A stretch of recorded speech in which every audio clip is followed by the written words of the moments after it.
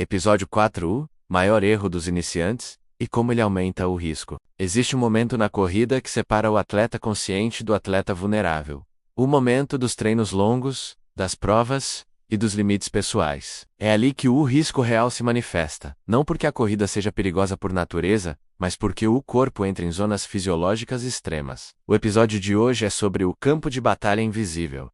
O que acontece dentro do organismo quando você corre por muito tempo, sob estresse térmico, emocional e metabólico. A ciência chama isso de tempestade fisiológica. A combinação de desidratação, hiponatremia, fadiga neuromuscular, depleção de glicogênio, aumento da temperatura corporal, descarga adrenérgica e sobrecarga cardíaca, cria um cenário onde o risco não nasce de um fator isolado, mas do acúmulo silencioso. Estudos publicados no New England Journal of Medicine e no Journal of Applied Physiology mostram que eventos graves em provas de endurance estão mais associados a desequilíbrios sistêmicos do que a falhas estruturais isoladas do coração. Isso muda tudo, porque não é apenas ter um coração saudável, é manter o sistema inteiro em equilíbrio dinâmico, adaptando-se ao estresse, sem colapsar. Antes da corrida, o protocolo de segurança começa muito antes da largada. Sono adequado regula o sistema nervoso autônomo, reduz a inflamação sistêmica, melhora a variabilidade da frequência cardíaca e fortalece a capacidade de adaptação ao estresse. Nutrição prévia estabiliza a glicemia, reduz picos de cortisol e protege o endotélio vascular. Hidratação inteligente não é excesso de água,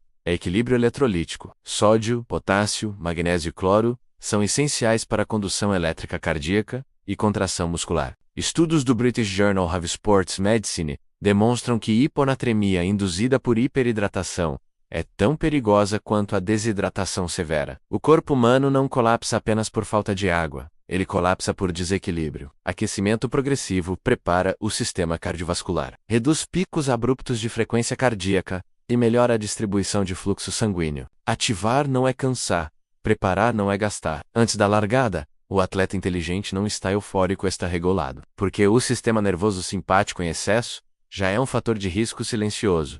A corrida começa muito antes do primeiro passo. Durante a corrida, nasce o conceito mais poderoso da prevenção moderna: autorregulação fisiológica. Não é sobre ritmo, não é sobre passe, não é sobre ego, é sobre leitura de sinais. O corpo fala em linguagem biológica: tontura, calafrios em ambiente quente, náusea, desorientação, dor torácica, falta de ar, desproporcional confusão mental, ansiedade súbita, perda de coordenação, visão turva. A ciência chama isso de sinais premonitórios. Ignorar esses sinais é o maior erro do corredor moderno. Estudos do Circulation Journal mostram que em mais de 70% dos eventos graves, havia sintomas prévios ignorados. O problema não é a ausência de aviso, é a cultura de não escutar. Aqui entra o conceito de pacing fisiológico larger progressivo, manter esforço controlado, respeitar zonas de intensidade, usar percepção subjetiva de esforço, combinada com dados objetivos. A largada forte é uma das maiores causas de colapso metabólico precoce. O corpo entra em déficit de oxigênio, gera acidose, sobrecarrega o sistema cardiovascular e cria um efeito dominó. A ciência do endurance mostra que estratégia conservadora inicial reduz drasticamente o risco de eventos adversos e melhora a performance final.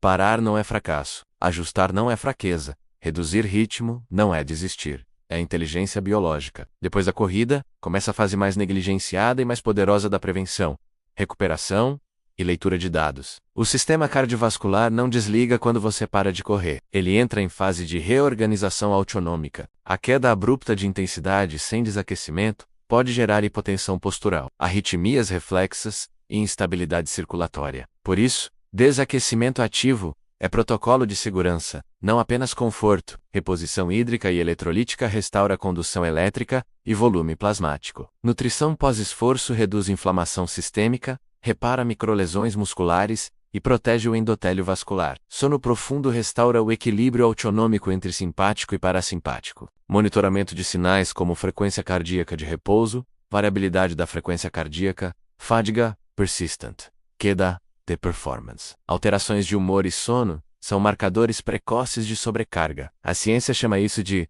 overreaching e overtraining, estados associados a maior risco cardiovascular, imunológico e neurológico. O corredor moderno não vive apenas de treinos, ele vive de ciclos de estresse e recuperação. A prevenção da morte súbita não está em um exame isolado, em um gadget ou em uma regra única.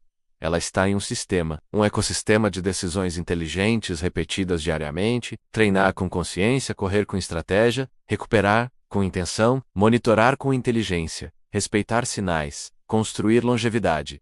A corrida não é um evento, é uma jornada biológica de décadas. O verdadeiro atleta não corre apenas para performar agora, ele corre para existir depois. Essa é a nova elite da corrida de rua. Não os mais rápidos, não os mais fortes, não os mais intensos, mas os mais inteligentes. Os que entendem que o corpo não é uma máquina descartável, é um sistema vivo que responde ao cuidado, à ciência e ao respeito. Agora existe um conceito que poucos corredores conhecem, mas que muda completamente o jogo carga alostática. É o acúmulo de estresse físico, mental e ambiental que o corpo carrega ao longo do tempo. Treinar forte, dormir pouco, trabalhar sob pressão, consumir estimulantes em excesso e ignorar sinais cria uma bomba biológica silenciosa.